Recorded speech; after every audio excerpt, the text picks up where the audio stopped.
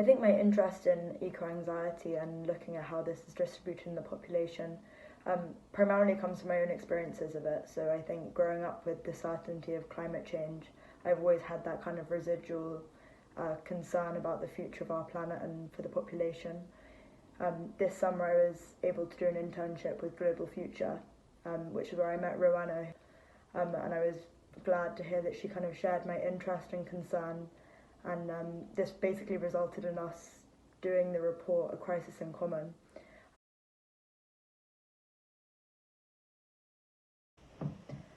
I'd say yes and no. I think that whilst the media has maybe not made this information available enough or emphasised it quite enough, there is lots of information out there. I think it's very important and reassuring to remind ourselves that it's not just those in the south, it's not just the middle and upper classes who are concerned about climate change, but it's something which is shared across demographic groups.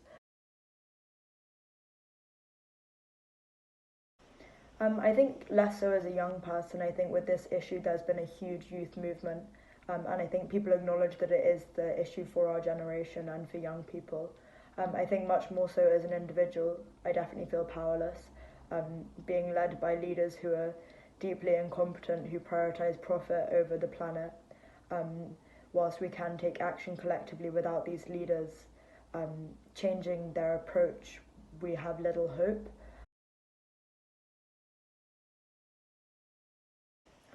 Yeah, I guess it's a bit of a cliche. I am vegan. I know that our diet and eating meat and dairy is one of the biggest ways that individuals do contribute to global warming. And I also recycle. I carry around a kind of reusable coffee cup at home. We have energy provided by renewable energy sources, and we have an electric car.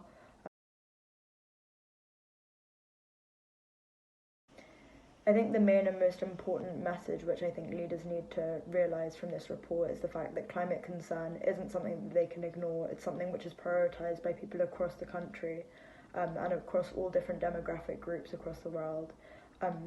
People will feel disappointed and underrepresented by the people who are in charge. We can't have any more delay. We can't, as a population or as leaders or as a planet, afford to have any more inaction on climate change, and I think that it's high time that leaders realise the urgency of this issue.